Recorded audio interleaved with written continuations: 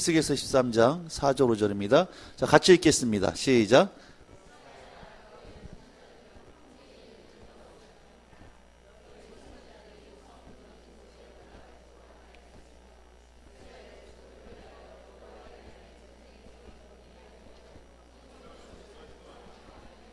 자, 이 말씀을 잘 보셔야 됩니다. 늘 성경을 근거로 해서 말씀을 나누고 그 말씀이 그대로 내 삶에 적용될 수 있기를 원하기 때문에요.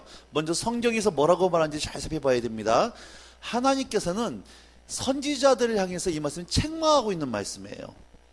뭘 책망하고 있냐면 하나님은 선지자들이 마땅히 서 있어야 될 것에 서 있고 그들이 마땅히 해야 할 일을 하기를 원하셨는데 선지자들이 하나님이 서 있기를 원하신 그 장소에 서 있지도 않고 해야 될 일을 하지도 않았기 때문에 하나님께서 지금 선지자들을 책망하고 있는 말씀이다라고 하는 거예요. 그럼 이제 5절 말씀을 통해서 하나님은 선지자들이 어디 서 있기를 원하셨고 그들이 뭐 하기를 원하셨는지 한번 살펴보시기 바랍니다. 하나님은 선지자들이 어디 서 있기를 원하셨어요? 성 무너진 곳에 서 있기를 원했습니다. 거기서 뭐 하기를 원하셨어요? 전쟁의 날을 방비하기 위해서 성벽을 수축하기를 원하셨다는 거예요. 자, 옛날의 전쟁은요 공성전이었습니다. 무슨 얘기냐면 성을 뺏고 빼앗기는 그런 수비하는 그런 성을 빼앗으면 전쟁이 승리하는 공성전이었어요. 그래서 적군들이 쳐들어오면 이렇게 성이 이렇게 무너져 있는데요, 아무리 성문을 닫아 걸고 있어도 성벽이 무너졌으면 아무 소용이 없다는 얘기예요. 적군이 쳐들어오기 때문입니다. 그래서 적군이 쳐들어오면 제일 먼저 하는 게 뭐냐면 성벽을 수리하는 거예요. 무너진 성벽을 수리하고 성벽을 높여서 이 적군들이 쳐들어오지 못하게 하는 거였습니다. 하나님은 선지자들이 어디 서 있기를 원했냐면 요 무너진 성벽 사이에 들어가서 무너진 성벽을 수축하기를 원했어요. 전쟁을 방비하기 위해서. 근데 안타까운 것은 선지자들이 무너진 성벽 사이에 들어가지도 않고 성벽을 수축하지도 않았기 때문에 이 선지자들을 책망하고 있는 말씀이 바로 오늘 부분 말씀이라는 거예요. 자, 그리스도가 무슨 뜻이에요? 그리스도 기름 부음 받은 자입니다. 히브리어로는 뭐라 그래요? 메시아. 메시아는 히브리어로는 메시아, 헬라어로는 그리스도, 기름 부음 받은 자예요. 그럼 이스라엘에서요 기름 부어 세웠던 세 종류의 직임이 있습니다. 이 직임을 세울 때는 반드시 기름 부어 세웠어요. 누굽니까? 왕을 세울 때 기름 부어 세웠고, 또 하나는 제사장을 세울 때 기름 부어 세웠습니다. 또 하나는 선지자예요. 그러면 왕이시면서 제사장이시면서 동시에 선지자셨던 분이셨습니다. 누구예요? 예수님이에요. 그 예수님은 뭐라고 부르는 거예요? 예수란 말의 뜻은 구원자예요. 그래서 예수 그리스도, 예수님은 구원자이신데 그분은 왕으로서 제사장으로서 선자로서 기름 부음 받은 자라는 겁니다. 그러면 그 예수 그리스도를 믿는 우리를 뭐라고 부릅니까? 그리스도인, 크리스찬이에요. 그럼 우리도 뭘 받은 사람이란 얘기예요? 우리도 기름 부음 받았다는 거예요. 여기서 우리라고 할 때는 개인도 얘기했지만 교회를 얘기하는 겁니다. 예수님은 교회의 머리고 교회는 예수님의 몸입니다. 머리가 명령한 것을 누가 실행합니까? 몸이에요. 그러니까 머리이신 예수님이 왕이시면서 제사장이면서 선지하셨다면 이 땅에 있는 교회는 이제 이 땅에 무슨 책임을 다해야 되는 거예요? 왕적인 사명, 제사장적인 사명, 선자적인 사명을 누가 감당해야 되는 거다? 교회가 예수님의 몸으로서 이 땅에 예수 사회에 적용하는 사역이 바로 교회에게 주어진 사명이라는 거예요. 그러면 하나님은 선지자들 어디 서 있기를 원했어요? 무너진 곳에. 그럼 이 땅에 교회, 선자적인 역할을 감당해야 될 교회가, 하나님은 교회가 어디 서 있기를 원하신다는 얘기입니까? 성 무너진 곳에 누가 들어가 서 있기를 원하는 거예요?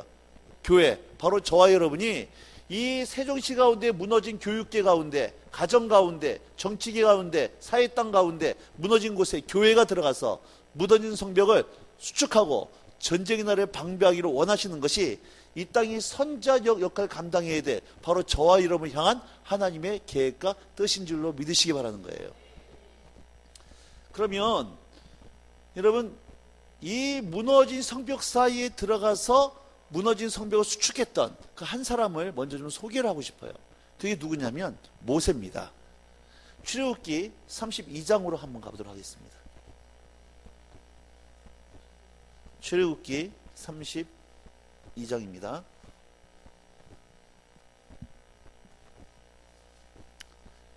출애굽기 30장 펴두시고 제 설명을 읽고 그 다음에 이제 듣고 말씀 보면 됩니다. 출애굽기 32장. 자, 모세가 시내산에 올라갔어요. 모세가 시내산에 올라갔는데 40일 동안 머물다 보니까 밑에 있는 백성들은 모세가 안 내려오는 거예요. 내려옴이 더딤을 보고 백성들은 어떻게 생각하냐? 모세가 죽은 모양이다. 모세가 어떻게 된지 모르겠다. 그래서 아론을 압력을 집어넣어서 아론에게 뭘 얘기하냐면 모세가 어떻게 된지 모르니까 우리 저 애굽에서 이끌어낸 하나님을 만들어내라 그런 거예요.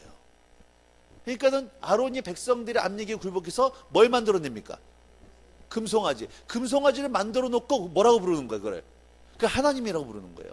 금송아지를 만들어 놓고 이 금송아지가 우리를 이제 애굽에서 이끌어낸 여호와 하나님이다. 그러면서 그들이 축제를 벌이고 있는 모습을 하나님이 보시고 모세에게 뭐라고 말씀하시냐면 이게 출애굽기 32장이에요.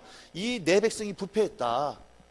그래서 이 백성을 싹 죽여버리고 모세 너를 통해 새로운 민족을 만들어내겠다. 이렇게 이야기를 하니까 모세가 그 하나님의 말씀을 듣고 두 가지를 가지고 하나님 앞에 가로막아 서기 시작합니다. 첫 번째는 뭐냐면 하나님, 만약에 하나님께서 이 백성들 싹 죽여버리시면 애굽 백성들이 하나님을 뭐라고 생각하겠습니까? 하나님께서 자기 백성을 광야로 이끌어내서 전부 다 죽이려고 광야로 끄집어냈다고 생각하지 않겠습니까? 하나님의 영광에 큰 문제가 생깁니다. 하나님의 영광이 땅에 떨어집니다. 또 하나, 이 백성에게 말씀하신 아브라함과 이삭과 야곱에게 약속하셨던 하늘의 별과 같고 바닷가의 모래 같은 많은 자손이 되게 하겠고 가나안 땅을 너에게 주겠다고 하신 하나님의 언약이 깨지게 됩니다. 그래서 하나님의 영광과 하나님의 언약을 가지고 모세가 하나님께 말씀 드리니까 그 하나님께서 그 모세의 말씀을 들으시고 어떻게 하셨느냐? 출애굽기 32장 14절 말씀 봐보세요. 출애굽기 32장 14절입니다. 자, 시작.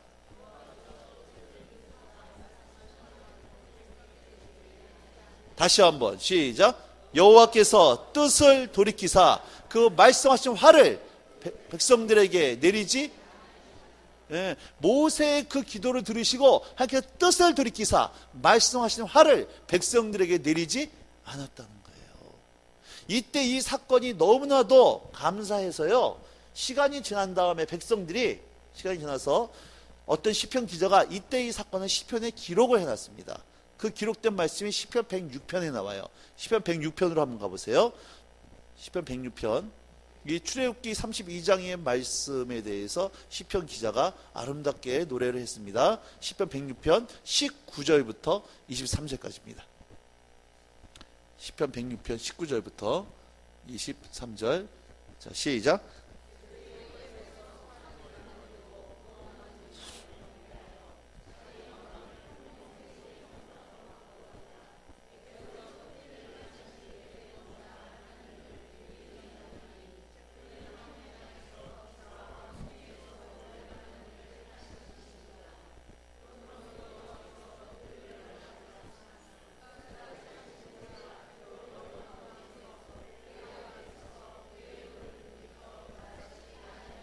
자, 23절 말씀 다시 한번 천천히. 23절이면 핵심이 23절이에요. 시작.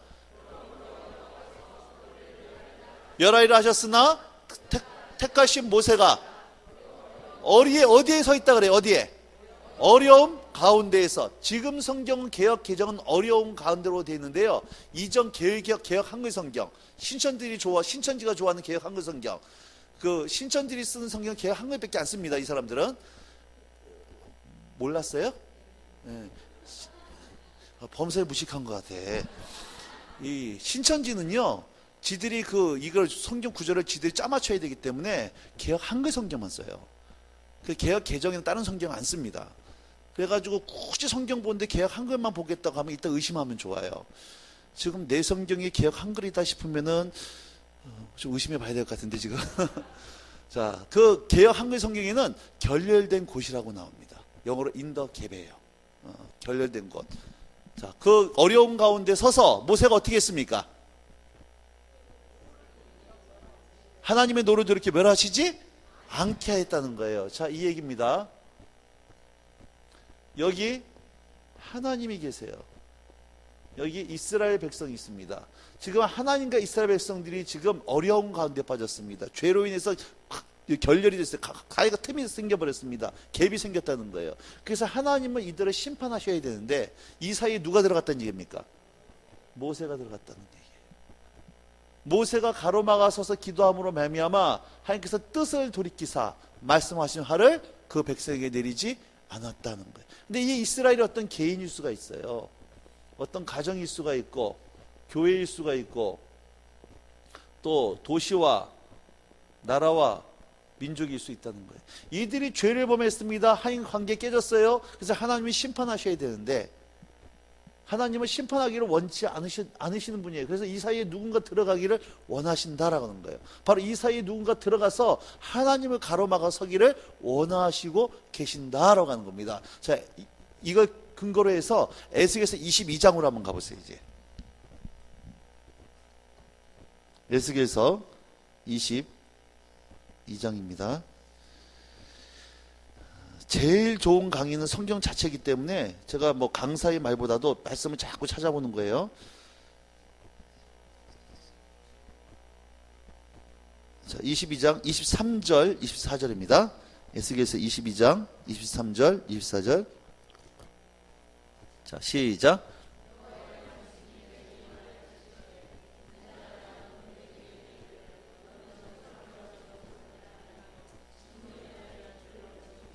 자, 보세요. 하나님께서 이스라엘을 향해서 뭐라고 말씀하시냐면 너는 정결함을 얻지 못했다는 겁니다. 한마디로 용서받지 못했다는 거예요. 하나님께 용서를 받지 못했기 때문에 뭐가 임하냐? 진노가 임합니다. 그 진노가 뭘로 왔냐면 비가 내리지 않는 거예요. 이스라엘은 우기와 건기가 뚜렷한 도시입니다. 그 우기 때 늦은 비와 이른 비가 내려야 씨앗도 파종을 하고 추수도 해요. 근데 비가 내리지 않는다는 얘기는 씨앗도 뿌리지 못하고 추수도 못한다는 얘기입니다. 그래서 비가 내리는 것은 하나님의 축복이었고 비가 오지 않는 것은 하나님의 저주였어요. 근데 지금 이스라엘은 어떤 상태냐? 하나님께 정결함을 얻지 못했기 때문에 진노가 임했고 진노가 뭘로 왔느냐? 비가 오지 않는 걸로 임했다는 거예요. 그럼 왜 이스라엘은 하나님의 진노 가운데 들어갈 수밖에 없었을까? 왜 이스라엘은 하나님의 진노 가운데 있었는가? 그 이유가 이제 그 밑에 말씀에 나오기 시작하는 겁니다. 이스라엘이 하나님의 진노 가운데 있을 수밖에 없었던 그 죄악들이 나오기 시작하는데 먼저 25절입니다. 시작.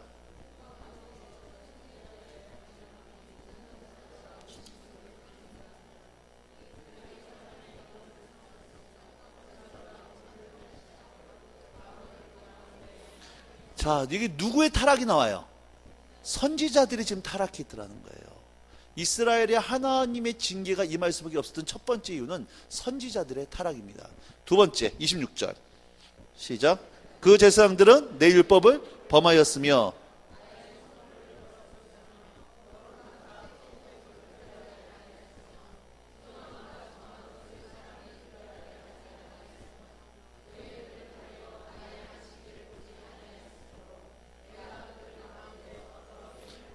이게 또 누구의 타락입니까? 제사장의 타락이에요.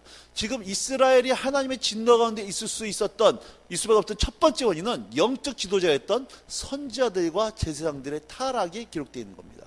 그러면 27절.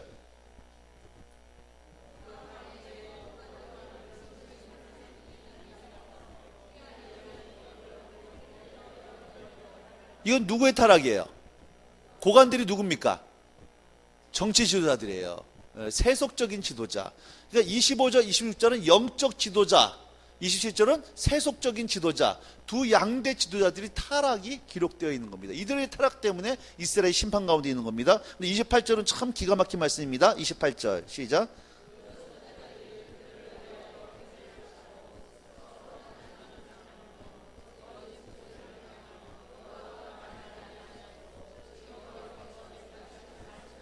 자, 그 선지자들이 그들을 위하여 해를 칠했다 때 그들이 누굽니까? 그 고관들이에요. 정치 지도자를 위하여 뭘 칠했대요? 해를 칠했다. 이 얘기는 이스라엘 문화를 좀 이해를 하셔야 되는데요. 이스라엘의 무덤은 두 종류의 무덤이 있습니다. 하나는 부자들은요 동굴을 파가지고 무덤을 만들어요. 그래서 예수님도 아리마대 요셉이라고 하는 부자, 그 자기가 들어갈 무덤에 예수님이 들어간 겁니다. 그리고 동굴 막아버립니다. 또 하나 가난한 사람들이거나 돈이 없는 가난한 사람들이거나 나그네들이 길을 가다가 객사를 하는 경우가 있습니다.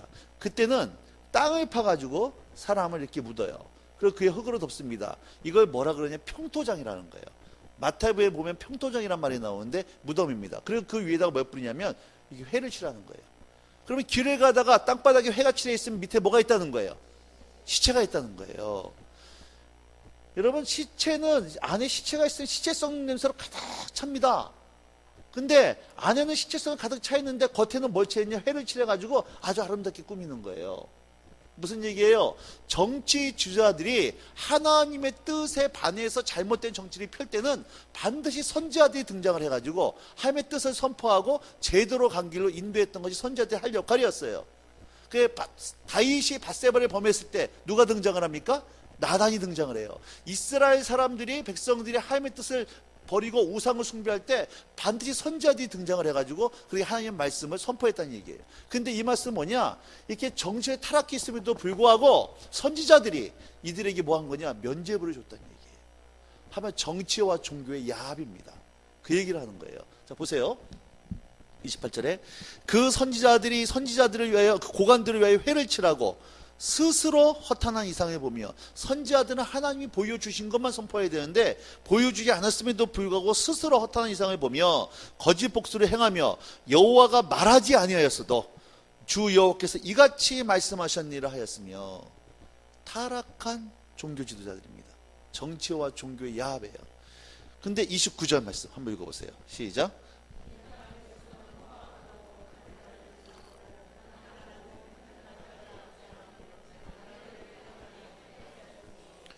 누구마저 타락했더냐? 백성들마저 타락했더라는 거예요. 포악하고 강탈을 일삼고 가난하고 압지하고 갑질하고 앉아있고 외국인 나그네 부당하게 학대해서 월급 띄어먹고, 마치 이거 어느 나라 보는 것 같아요.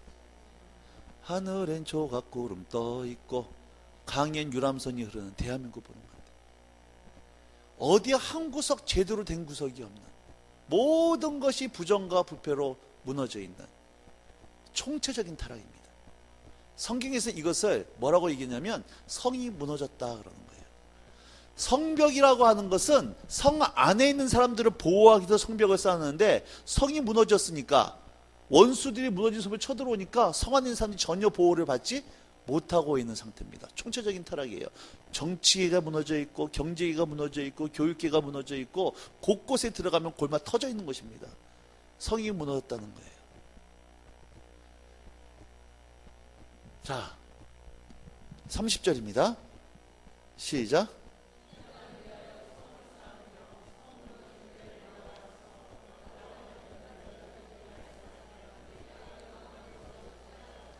보세요. 이 땅을 위하여 성을 쌓으며 이렇게 성 무너진 데를 막아서서 나로 하여금 멸하지 못하게 할 사람을 하나님이 그걸 찾다가 찾았어요? 못 찾았어요? 못 찾았어요. 못 찾으니까 하면 어떻게 하셨는가? 31절입니다.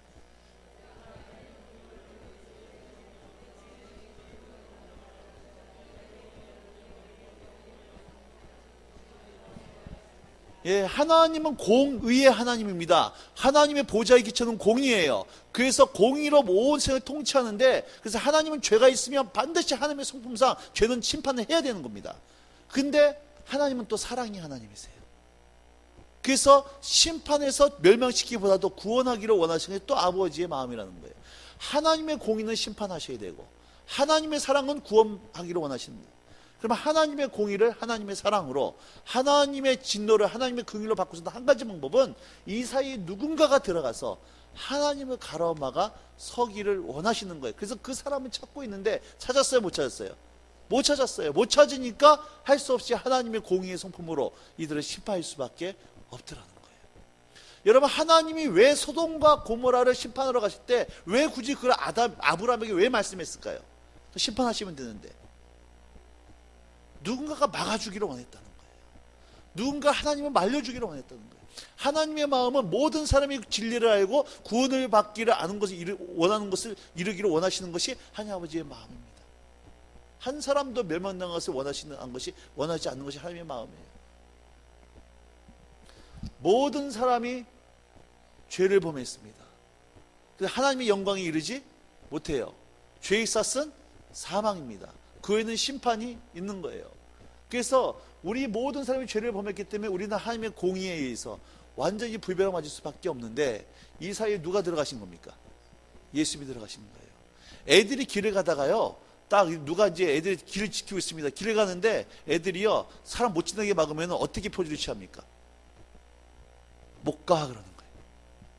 두 발 벌리고 가지 마 그러는 거예요. 하나님이 심판하러 오시는데 예수님께서 십자가에서 두 팔을 벌리고 하나님을 가로막아선 거예요. 바로 이 사이에 들어갈 그 누군가를 찾고 계시다는 거예요. 주를 위한 이곳에 예배하는 자들 중에 주가 찾는 이 없어 주님께서 슬퍼하시네. 보세요. 주를 위한 이곳에 예배하는 자들 중에, 주를 위해서 모인 곳에 예배하는 수많은 사람들 중에 안타까운 것은 주님이 찾는 그 사람이 없어서 주님이 슬퍼하신다는 거예요.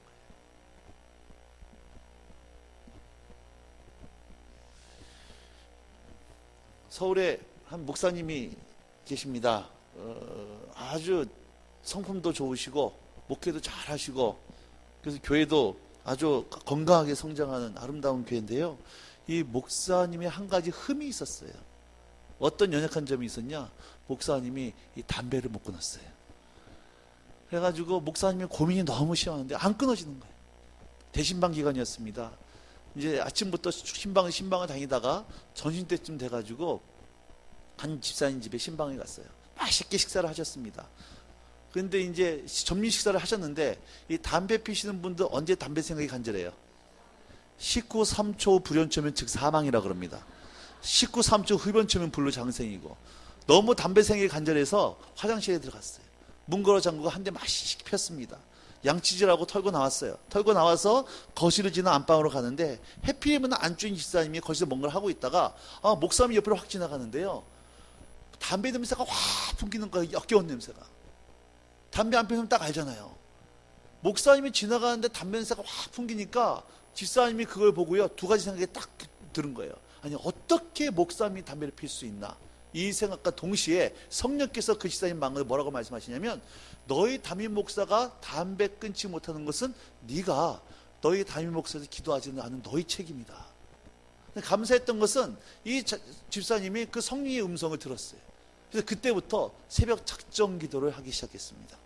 그래서 누가 들으면 안 되니까 저 구석진 가가지고, 맨 끝에 구석진 가가지고 목사님 기도하는 거예요. 하나님, 우리 목사님 담배 끊게 하여 주시옵소서. 목사님이 생각하면 너무 마음이 아파. 눈물이 납니다. 남들이 다 간데도 불구하고 혼자 앉아가지고요, 열심히 기도하는 거예요. 근데 여러분, 목사님들은 웬만해서는 성도님이 다 갈 때까지는 기도하고 계시잖아요. 버티고 앉아 있잖아요. 졸더라도. 웬만하면 있지, 가서 새벽에 끝나고 목사님 퇴근해야 되니까. 성도가 다 갔는데 왜 여자 집사님 혼자서 열심히 눈물 흘리며 기도하는 거예요. 목사님이 기도하다 보니까 너무 또 이 목자잖아요, 목사님들은 또. 그러니까 또 이 궁일한 마음이 들기 시작하는 거야. 아니, 도대체 무슨 문제가 있길래 저렇게 기도하나 싶어가지고, 목사님이 저 문제 해결 때까지 내가 중보기도 하리라 싶어가지고 강대성의 목사님이 열심히 기도하는 거예요. 하나님, 저 집사의 문제가 뭔지 모르지만 저 기도를 응답하여 주셔서 기도합니다. 집사님 머리에서 기도하는 거예요. 하나님, 우리 목사님 담배 끊게 하여 주셔서 기도하는 거예요. 목사님 담배 끊었나 확인해야 됩니다. 어떻게 확인해요? 냄새 맡아야 돼요. 그래서 목사님한테 가서 인사하는 거예요. 목사님, 안녕하세요. 냄새를 맡아요. 안녕하세요. 냄새를 맡아. 여전히 냄새가 나. 그래도 집사님이 포기하지 않고 열심히 기도하는 거예요. 어느 날 목사님이 서재에서 문 걸어 잠그고 또 한 대 맛있게 피려고 한 모금 빠는 순간 갑자기 오바이트가 확 나는 거예요. 너무 역한 거예요. 왜 이러지? 또 한 모금 빠는 순간 또 오바이트가 나. 그러면서 담배가 잔뜩 끊어졌어요. 집사님이 가서 목사님 인사합니다. 목사님, 안녕하세요. 안 나. 이상한데? 안녕하세요. 안 나는 거예요. 집사님이 알았어요. 야, 우리는 담배 끊었구나. 그렇지만 확인 사살을 해야 되기 때문에 목사님을 집으로 초대를 했어요. 약간 자극적인 음식을 준비했습니다. 맛있게 목사님 드시는 거예요. 이제 뭘 볼까? 화장실? 가나 안 가나? 목사님 화장실 안 가는 거예요. 확실히 알았어. 차 한 잔 마시면서 이제 메론 주스 마시면서 이제 얘기하는 겁니다. 목사님, 예전에 저희 집에 오셔가지고 이렇게 했을 때 여차여차해서 제가 새벽마다 기도했습니다. 목사님, 근데 너무 감사해요. 담배가 너무 감사하다고. 저는 일반 목회는 안 하지만 목사님과 성도 간의 관계가 이 정도 관계가 하면 된다 그러면 목회할 맛이 날 것 같아. 우리 선화목적에 강 목사님 담배 피신다. 여러분 그 사실을 알았다. 어떤 일이 벌어질까요? 우리 목사님 담배 핀다 이거예요. 홈페이지에 올려, SNS 올려, 트위터 올려 이거예요. 그것도 아니면 이거죠. 기사 이라봐. 딴 데 얘기하면 절대로 안 돼. 이거 혼자만 알고 있어야 돼. 우리는 담배 펴. 기도해야 돼. 근데 나중에 혼자만 알고 있었는 얘기가 나중에 어떻게 돼요? 경험 있으시군요. 이게 지금 다 알아요. 다 알아요. 여러분 선한 목적에 강 목사님, 문 목사님 완전하신 분이에요? 연약한 점이 있어요? 안 삐지니까 걱정하지 마시고 완전해요? 연약한 점이 있어요? 장로님들, 권사님들 교회가 완전합니까? 아니에요. 여러분 다 부족한 점이 있고 연약한 점이 있다는 거예요. 그럼 그걸 봤을 때 나는 어떠한 태도를 취하고 있냐는 거예요. 어떻게 목사가 저럴 수 있나? 어떻게 교회가 이럴 수 있냐? 이렇게 비판하고 정죄하는 사람이 있는 반면에 왜 하나님은 나를 저걸 보게 하셨나? 기도하라고 하셨구나. 그래서 그 무너진 이 사이에 들어가서 눈물을 흘리며 기도하는 사람이 있다는 거예요. 노아가 술에 취해가지고 주사가 좀 심했습니다. 빨가벗고 주무실 때 그 함이 그걸 보고요. 나가서 두 형제들에게 아버지 뻘겋고 잔다. 비방하고 뭐 떠들고 다니는 거예요. 근데 그 얘기를 들었던 생과 야벳은 어떡합니까? 겉옷을 가지고 뒷걸음질 들어가서 아버지의 벗음을 보지 않아요. 아버지에 대한 아버지의 비록 그런 흠이 있다 하더라도 아버지에 대한 존경심을 잃어버리는 게 아닙니다. 보지 않고 그것을 덮어주는 거예요. 교회에 두 종류의 사람이 있어요. 다니면서 목사가 어떻고 장로가 어떻고 누가 어떻고 만나면 그냥 떠들어댑니다.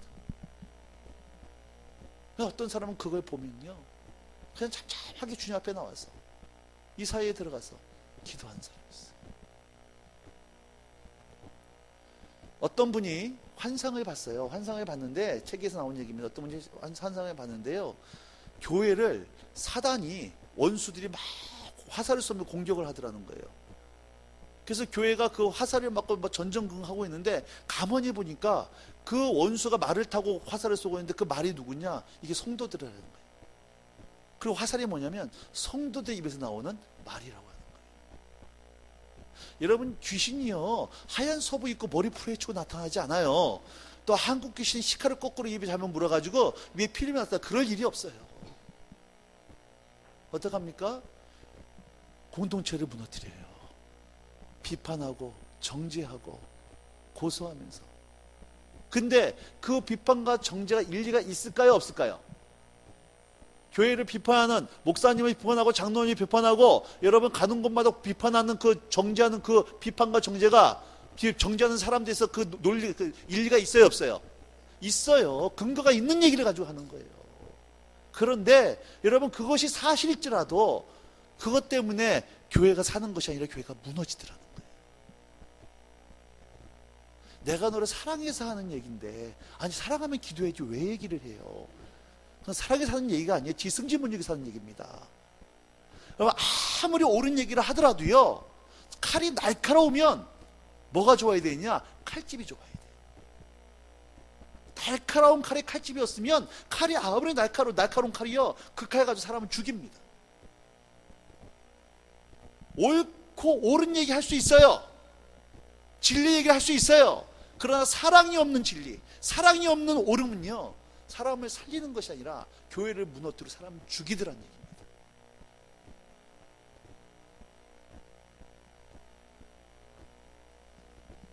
예수님이 우리한테요 옳고 그름을 가지고 다가오지 않으셨어요.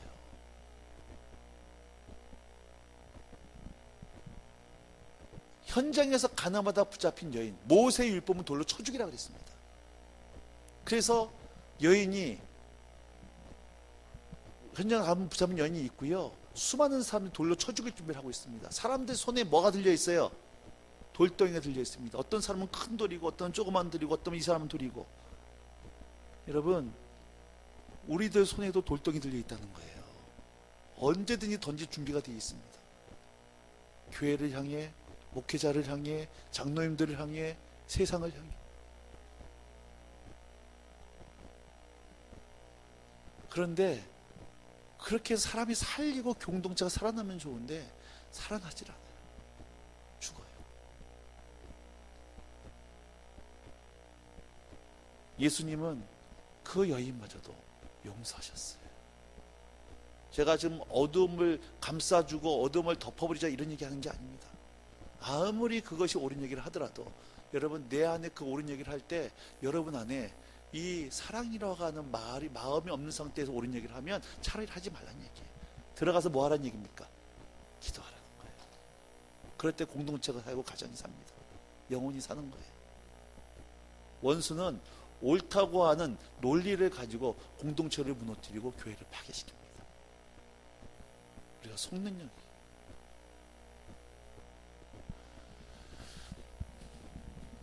느헤미야를 보면 찾지 마세요. 느헤미야를 보면은요, 느헤미야는 바벨론 포로 3세입니다. 지금으로 여기면 미국 교포 3세예요. 150년 전에 조상들이 잘못해서 바벨론으로 끌려갔습니다.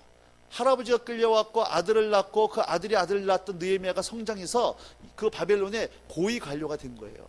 그랬던 느헤미야가 1장에 보면 그의 동생이 예루살렘에 갔다가 온 소식을 듣습니다. 예루살렘이 어떻게 되어 있냐? 성문이 회파되어 있고 성이 무너져 있고 예루살렘 성에 살고 있는 사람들은 큰 고통을 당하는 얘기를 듣고 느헤미야가 어떻게 하냐? 울면서 금식하고 기도하더라는 얘기예요. 여러분 예루살렘이 묻어있던 얘기를 느헤미야만 들었을까요? 아니에요. 많은 사람이 들었지만 그 예루살렘이 묻어있던 얘기를 듣고 울었던 사람은 느헤미야 한 사람이었어요. 똑같은 상황을 보는데요, 어떤 사람은 그걸 못 보는데 어떤 사람은 그걸 보고 우는 사람이 있어요. 똑같은 현상을 보는데 어떤 사람은 아무 감동이 없는데 나는 그거에 관심이 가. 왜 관심이 갈까요? 그게 사명이라는 거예요. 어떤 사람은 가난한 사람은 못 견뎌. 어떤 사람은 아픈 사람은 못 견뎌. 어떤 사람은 청소년 보면 못 견뎌요. 그게 뭐예요? 여러분 각자에게 주신 사명이에요. 느헤미야는 무너졌던 예루살렘의 성벽의 소식을 듣고 웁니다. 우리 조상들이 잘못해서 저렇게 된 거지 뭐 저렇게 당해뒀어 비판하지 않았어요. 울었어요. 그리고 금식하며 기도하는 겁니다. 기도할 때 어떻게 기도하는지 아세요? 느헤미야 1장 6절에 보면 이런 말이 나옵니다. 나와 내 조상의 집이 범죄했다 그래요. 예루살렘 성이 무너진 것은 느헤미야하고는 아무 상관이 없어요. 조상들이 잘못 무너진 겁니다. 근데 느헤미야는 우리 조상들이 잘못했다는 얘기를 하지 않고 나와 내 아비의 집이 범죄했다라고 동일시하는 거예요. 150년 동안 무너졌던 성벽이 그 느헤미야를 통해 여러분 52일 만에 무너진 성벽이 수축이 되어지는 겁니다. 오늘 이 느헤미야의 관심과 눈물과 기도를 가지고 여러분의 하나님께서 주신 관심을 두신 그 영역을 50일 만에 수축하는 여러분들에게 주입으로 축복합니다. 제가 중국에 강의를 갔을 때요. 중국 강의를 갔는데 이렇게 좀 넓지를 않고 좁고 길었습니다. 그래서 제가 앞에 서 있고 중국인들이 쭉 앉아 있고 뒤에 중국인들 훈련시킨 스태프들이 앉아 있었어요. 제가 앞에서 강의를 하는데 첫날 그 중국인 스태프이 졸더라고요. 남자 스태프이. 그래가지고 피곤한 모양이다 싶었어요. 그래서 이제 둘째 날도 또 강의를 하는데 둘째 날도 졸고 앉아 있는 거예요. 마음이 약간 불편하더라고요. 그래가지고 그 책임자한테 얘기를 했습니다. 스태프들이 좀 피곤한 모양인데 이제 재우시라고. 그러겠다 그러더라고요. 근데 놀라운 사실은 이 인간이 수요일날도 졸아요. 목요일날도 조는 거야. 금요일까지 졸아요. 월요일부터 금요일까지 너무 처음부터까지 조는 거예요. 마음이 너무 좀 화가 나기 시작했어요. 야, 저거 스텝 맞냐 저거? 사역자 맞아? 그래서 너무 불편한 마음이 생기더라고요. 꼴도 보기 싫더라고요. 그래서 이제 금요일까지 강의를 끝내고 이제 한국으로 들어오려고 나오니까 이제 스텝들이 수고했다고 배웅하려고 쭉 나오는데 그 하루 종일 일주일 내내 조던 스텝도 이제 배웅하려고 나오는 거예요. 근데 그 스텝을 제 옆에 왔을 때 제가 보고 마음이 무너졌어요. 스텝이 어떤 스텝이었냐? 이거였어요. 뇌성마비였어요. 앞에서 보니까 뒤에 표정이 뇌성마비가 아니고 진짜 완전 조는 표정이야. 근데 좋은 게 아니었어. 원래 표정이 그랬던 거야. 여러분 스텝이 이렇게 졸면 제가 뭐 했었어야 될까요? 그래서 그게 뭐 했었어야 돼요? 기도했었어야 돼요. 근데 제가 뭐 하고 있었어요? 정지하고 있었어요. 저거 스텝 맞아 저거? 정지하고 있더라는 거예요. 한 수도사가 한 청년이 수도사가 되려고 수도원으로 들어왔습니다. 수도원이 세 가지 규율이 있습니다. 청빈과 복종과 순결이에요. 그래서 청빈해야 되기 때문에 한 끼에 죽 한 그릇씩만 먹어야 되는 것이 그 규율이었습니다. 그런데 이 수도사는요, 돼지같이 한 끼에 5그릇씩 먹는 거야. 그러니까 다른 수도사들이 너무 마음이 어려운 거예요. 저거 수도사 맞아? 저거 돼지 새끼 아니야? 이러면서 어디 저리 처먹고 앉아있냐? 이러면서요, 너무 마음이 불편한 거예요.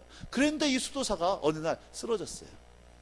그 병원 데려갔는데 병명이 나왔습니다. 영양실조였어요. 이 수도사는 밖에 있을 때 10그릇씩 먹던 친구야.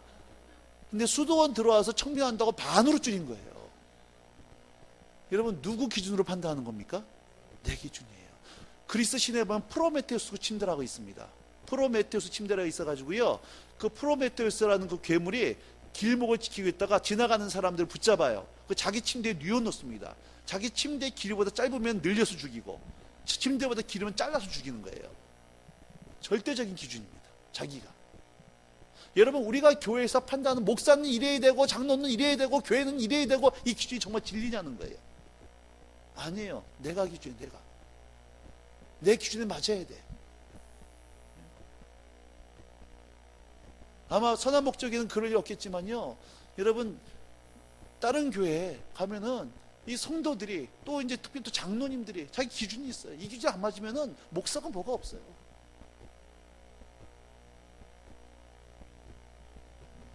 진리가 아닌, 용납과 사랑이 아닌 자기의 기준. 여러분, 그 뒤에 역사하는 악한 영들이 있다.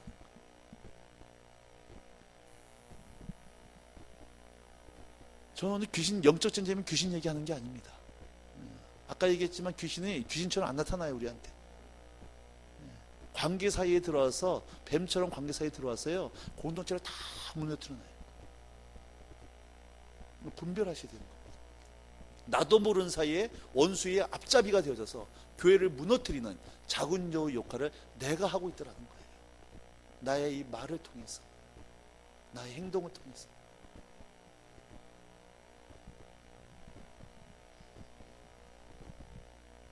저는 목사다 보니까 이 포항 지역에는 또 많은 전국을 다니다 보니까요, 많은 분들이 기도 부탁을 해옵니다.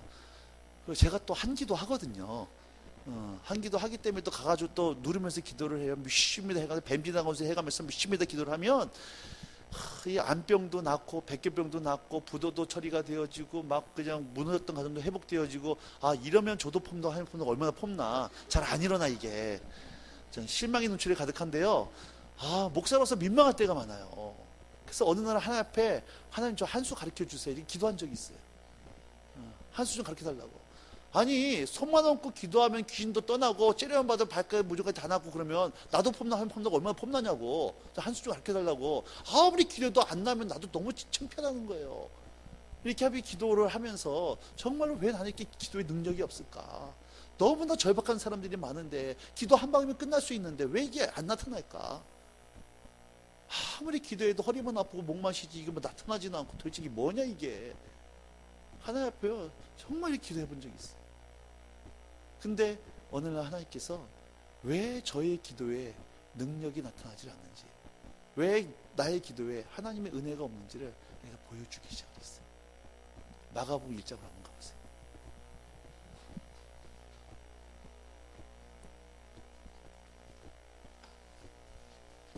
마가복음 1장 40절 41절입니다. 마가복음 1장 40절 41절. 자, 시작.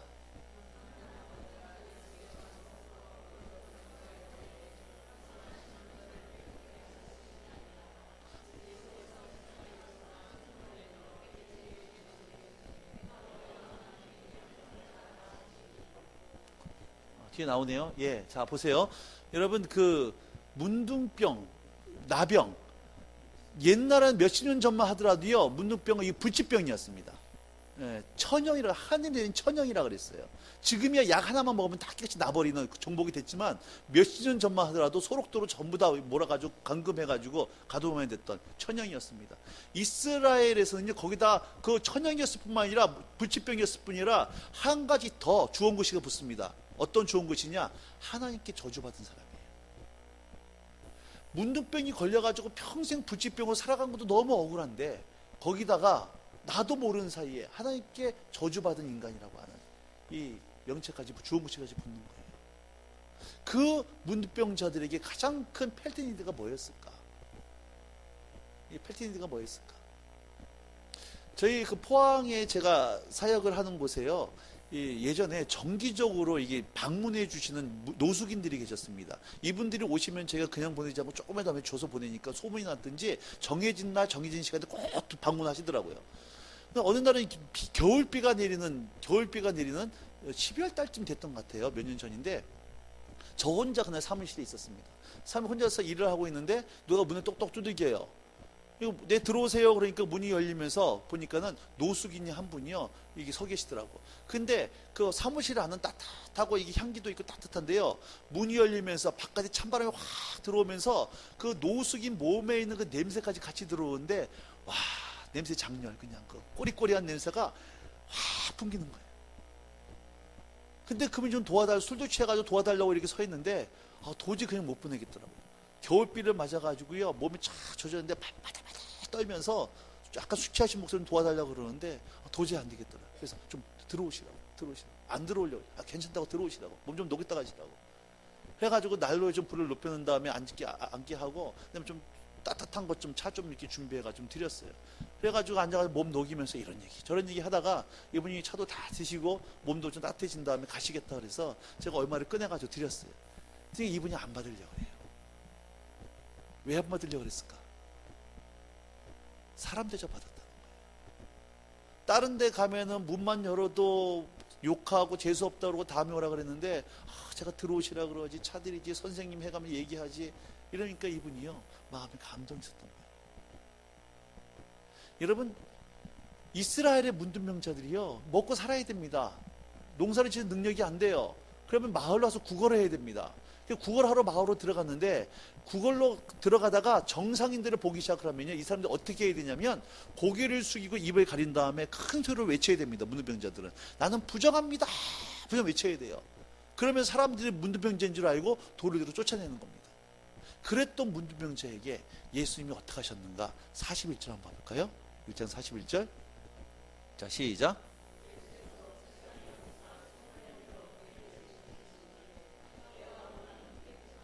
예수께서 불쌍히 여기사 손을 내밀어 어떻게 하셨어요?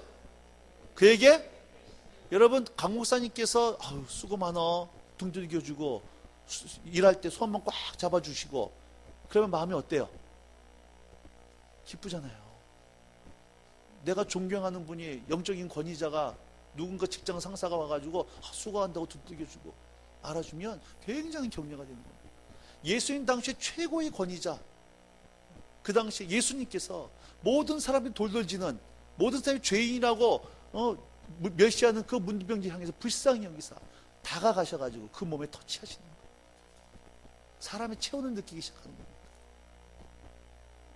그 문둥병자의 곳이었던 예수님의 마음의 동기가 그 문둥병자를 불쌍히 여기는 마음이었어요. 마가복음 6장 34절 한번 가보세요.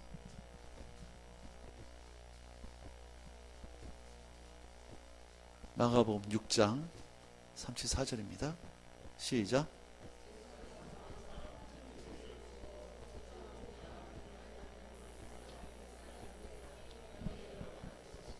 오병이어 기적을 일으키시기 전에 그 목자 없는 양 같은 무리들 5천 명의 무리들을 가르쳤던 예수의 마음의 동기가 뭐였습니까? 불쌍히 여기는 마음이에요. 8장 1절에서 2절. 자, 시작.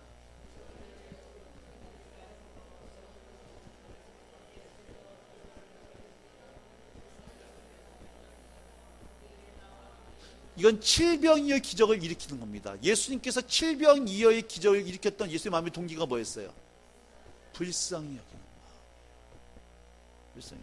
예수님 사역의 모든 사역의 마음의 동기는요, 그 영혼을 향한 이 민망히 여기는 마음이었어요. 근데요, 저는 목사기 때문에 기도하더라는 거예요. 직업적으로. 많은 사람이 목사니까 목사님 기도해 주세요. 네, 기도해 드릴게요. 이 기도해 줄게라 하는 말이요 어떤 말이냐면 우리 언제 밥 한 번 먹자 이 말로 바뀌어버렸어요. 그 인사말이 돼버렸어요.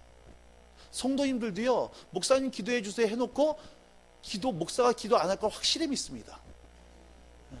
기도해 주세요 했으면 기도 응답 받아서 그 다음에 보고를 해야 되는데 기도 부탁한 것조차도 잃어버려요.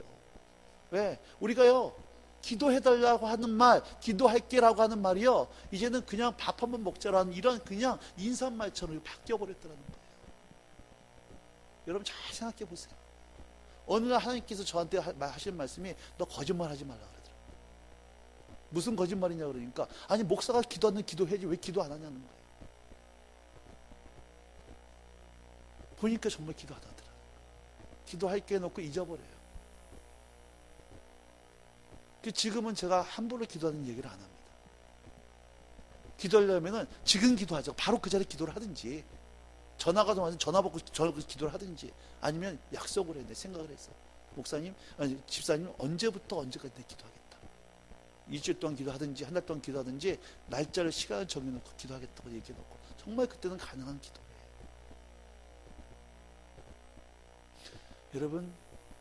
여러분 마음 가운데 우는 자들을 향한 우는 마음이 있냐는 거예요. 교회에 힘들어하는 시체를 향해 여러분 함께 울어는 그 민망히 있는 마음이 있냐는 거예요. 교회에 와가지고요, 교회의 비극이 뭐냐면 내가 어렵고 힘들 때 교회 와서 내가 이렇다고 얘기를 못합니다. 얘기를 못해요. 교회에서 너무나 쉽게 판단하는 거예요. 무슨 죄를 저질렀길래. 그러니까 교회 와서 다 가면 쓰고 와가지고 안 그런 척 비극이에요. 교회도 외로워요. 필립 얀시라고 하는 사람이 지은 내 안에 하나님의 은혜라는 책이 있습니다. 꼭 한번 읽어볼 책인데 그 책 처음에 이런 예화가 나와요. 실화입니다. 창녀가 있는데 자기 딸 12살 먹은 딸을 남자한테 보내가지고 그 애기, 자기는 몸이 아파서 이제 그 몸 못 파니까 자기 12살밖에 안 된 딸을 남자한테 보내가지고 그 딸의 몸을 팔고 먹고 사는 창녀가 있었어요. 그 상담자가 그 상담을 한 겁니다. 너무 분노가 나고 화가 나는 거예요. 상담자가 어떻게 이럴 수 있나. 그러면서 창녀한테 그런 얘기를 한 겁니다. 왜 주변의 교회에다가 왜 도움을 요청하지 않았습니까? 얘기를 하니까 그 얘기를 들으니까 창녀가 화를 내면서 나를 왜 2번씩이나 죽이려고 그러십니까? 지금도 충분히 비참한데 나를 2번씩이나 죽이려고 그래요. 여러분, 세상에 정말로 그런 사람들이 선한 목적의 교회에 들어온다 그러면 우리는 어떤 태도를 받을까요?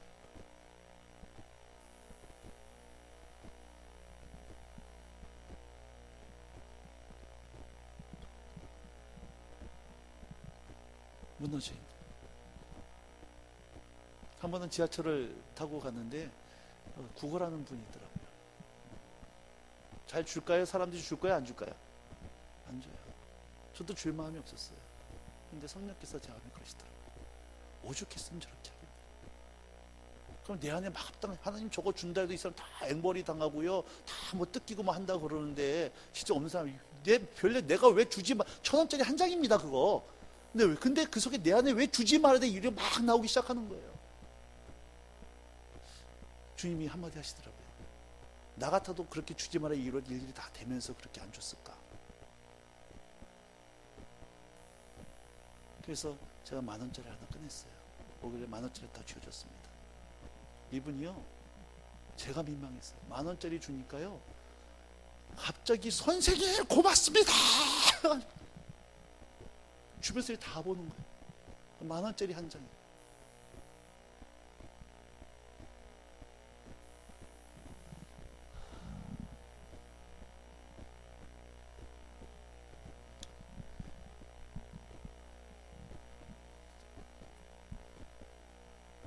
탕자가요, 누가 보시면 탕자가 나옵니다. 탕자가 정말 필요하죠. 필요합니다. 그래서 살아있는 아버지한테 어차피 유산 주실 거 지금 달라고 해가지고 유산을 받아가지고 외국에 나가지고 허랑방탕 사용하는 겁니다. 근데 그 아버지는요, 나간 그 탕자를 바라보면서 어떻게 하냐면 집에서 괘씸한 자식 해가지고 호적에 파버린 이게 아니었어요. 그 탕자를 내보냈음에도 불구하고 아버지는 잠도 못 자고 밥도 못 먹고 둘째 집에 나간 탕자가 제대로 먹기는 하는지 건강한 상하지 노심초사하고 앉아있는 겁니다. 아버지가 바짝바짝 말라가요. 근데 그런 아버지를 누가 보고 있습니까? 큰아들이 봐요. 그렇게 집 나간 둘째 아들 때문에 페로나 때문에 노심초사한 아버지를 큰아들이 봤을 때 큰아들 때문에 도리는 어떻게 써야 되는 겁니까? 찾으러 가야 돼요. 그게 아들 때문에 도리입니다. 그렇죠? 근데 큰아들은 집에서 뭐 했어요? 놀았어요? 일했어요? 누구 일했어요? 지 일했어요? 아버지 일했어요? 아버지 일했어요. 누가복음 15장 29절 한번 보십시다.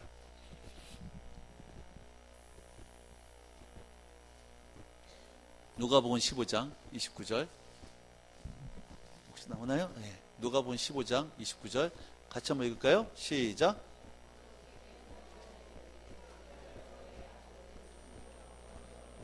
보세요.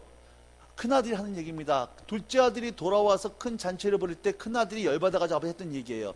내가 여러 해 동안 아버지를 섬겨 명을 어김이 없었다는 거예요. 둘째 아들은 밖에 나가서 패름짓 할 때 나는 아버지의 집에 있으면서 아버지의 명을 한 번도 어기지 않았고 열심히 충성과 봉사했다는 얘기입니다. 그런데 큰아들은 그렇게 살았지만 큰아들은 뭘 몰랐어요? 아버지의 마음을 몰랐어요. 아버지의 마음을 몰랐어요. 여러분, 여러분들이 선한목자교회에서 구역장으로 성가대로 주방봉사로 임하여 열심히 봉사하고 사역할 수 있습니다. 그러나 뭘 모를 수 있다는 거예요? 아버지 마음 모를 수 있다는 거예요. 아버지 마음은 어디 있는데 하나님이 세상을 이처럼 사랑하사 독생자를 주셨으니 지금도 하나님을 알지 못하고 멸망당하고 죄로 인해서 무너져가고 있는 그 영혼과 그 가정과 그 교회 도시를 향해 아버지의 시선은 지금도 거기 머물러 있는데 우리의 시선은 아버지 시선과 같이 포기해지질 않고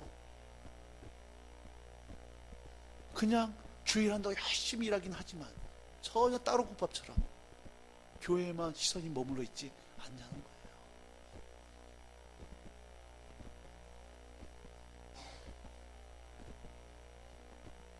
여러분,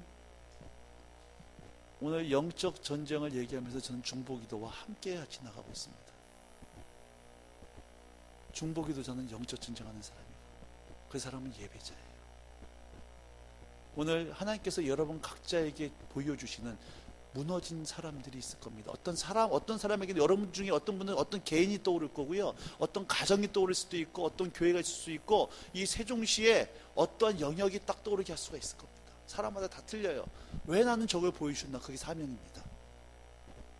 그걸 보게 하셨으면 이제 느헤미야처럼 하나님 저 무너진 저 사람, 저 가정, 이 청소년들, 세종시 어떤 영역 울 수 있는 아버지의 민망이 오는 나에게 보여주시고 그리고 그것을 기도하기 시작할 때 이 무너진 이곳에 원수가 쳐들어오는 이곳에서 원수에 무너질 수밖에 없는 바로 그 영역 가운데 여러분의 기도를 통해 성벽이 세워지고 하나님의 나라가 임할 줄로 믿습니다. 그 안에 있는 사람들이 회복되기 시작하는 거예요. 그래서 선한 목재 교회 가운데 여러분 세상에 주님이 함께 하셨던 바리새인 가장 종교적으로 생각했던 바리새인들은 죄인들이라고 얘기했던 그런 예수님이 정저 찾아갔던 세리와 청년들 같던 이 땅에 정말 헐벗고 굶주리고 주의 복음을 필요한 영적으로 가난하고 무지 가난한 이런 수많은 여러분 이혼하신 분들 다문화 가정 외국인들 탈북자들 또 이 땅에 복음하지 못한 수많은 청소년들 그들이 선한 목적으로 물밀듯이 몰려와서 여기서 하나님 만나고 세종시 땅 가운데 거룩한 하나님의 도시를 만들어갈 수 있는 그 부흥의 시발점이 되는 그 아름다운 교회가 되길 주님으로 축복합니다. 좀 같이 찬양하실까요?